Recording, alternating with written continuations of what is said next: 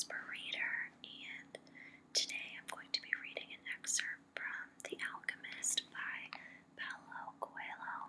Not sure if I'm pronouncing that right, but okay, we are going to start on page 92 for anyone who would like to read along. Another man appeared. He was older and was carrying a small bucket. The boy repeated his question. "Why do you want to find that sort of person?" the Arab asked. "Because my friend here has traveled for many months in order to meet with him," the boy said. "If such a man is here at the oasis, he must be the very powerful one," said the old man, after thinking for a few moments. "Not even the tribal chieftains are able to see him when they want to, only when he consents. Wait for the end of the war, then leave with the caravan. Don't try to enter into the life of the oasis," he said, and walked away.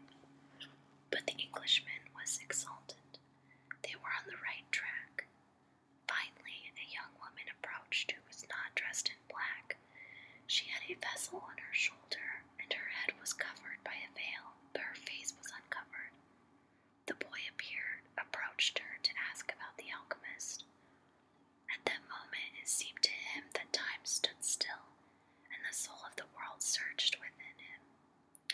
When he looked into her dark eyes and saw that her lips were poised between a laugh and silence, he learned the most important part of the language that all the world spoke, the language that everyone on earth was capable of understanding in their heart.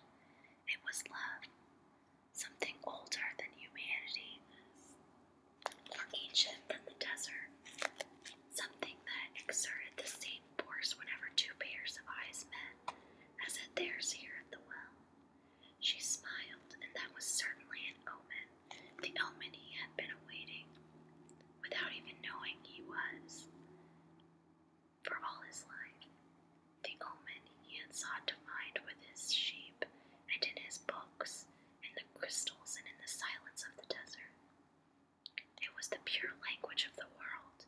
It required no explanation, just as the universe needs none as it travels through endless time. When the boy felt that at that moment was that in the presence of the only woman in his life, and that with no need for words, she recognized the same thing. He was more certain of it than anything in the world. He had been told by his parents and grandparents that he must fall in love and really know a person before becoming committed. But maybe people who felt that way had never learned the universal language, because when you know that language, it's easy to understand that someone in the world awaits you, whether it's in the middle of the desert or in some great city. And when two such people encounter each other and their eyes meet, the past and the future become unimportant. There is only that moment, and the incredible certainty that everything under the sun has been written by one hand only. It is the hand that evokes love and creates a twin soul for every person in the world. Without such love, one's dreams would have no meaning. Mocked up the boy, thought the boy. The Englishman shook the boy. "Come on, ask her."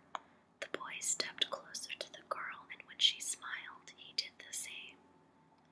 "What's your name?" he asked. "Fatima," said the girl, averting her eyes.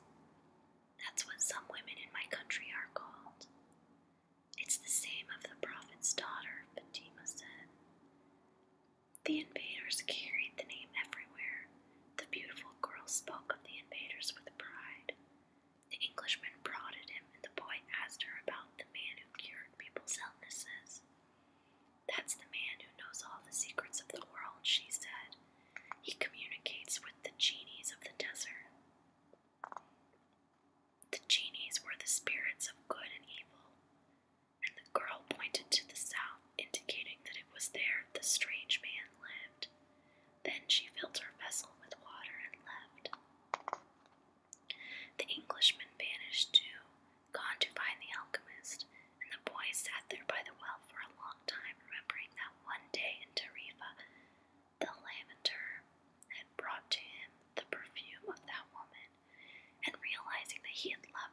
before he even knew she existed.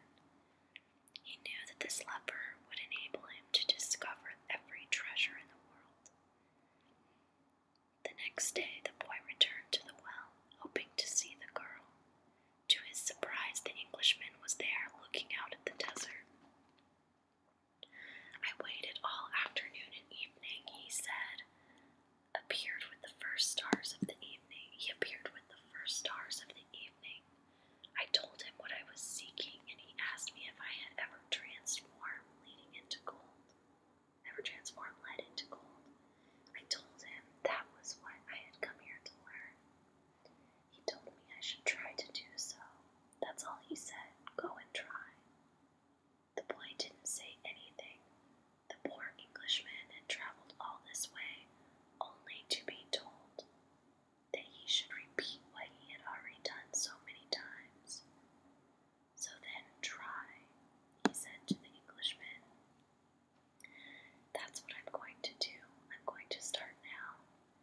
As the Englishman left, Fatima arrived and filled her vessel with water. I came to tell you just one thing, the boy said. I want you to be my wife. I love you. The girl dropped the container and the water spilled. I'm going to wait here for you every day. I have crossed the desert in search of a treasure that is somewhere near the pyramids, and for me the war seemed a curse. But now it's a blessing, because it brought me to you. The war is going to end someday, the girl said.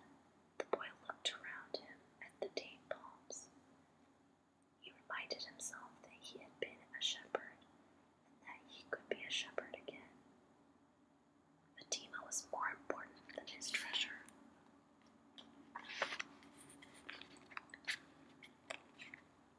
The tribesmen are always in search of treasure, the girl said, as if she had guessed what he was thinking. And the women of the desert are proud of their tribesmen. She refilled her vessel and left. The boy went to the well every day to meet with Fatima. He told her about his life as a shepherd, about the king, and about the crystal shop. They became friends, and except for the 15 minutes he spent with her every day, seemed that it would never pass. When he had been at the oasis for almost a month, the leader of the caravan called a meeting of all the people traveling with him. We don't know when the war will end, so we can't continue our journey, he said. The battles may last for a long time, perhaps even years. There are powerful forces on both sides, and the war is important to both armies. It's not a battle of good against evil. It's a war between forces that are fighting for the balance of power. And when that type of battle begins, it lasts longer than others, because Allah is on both sides. The people went back to where they were living, and the boy went to meet with Fatima that afternoon. He told her about the morning's meeting. The day after we met, Fatima said, you told me that you loved me. Then you taught me something of the universal language and the soul of the world. Because of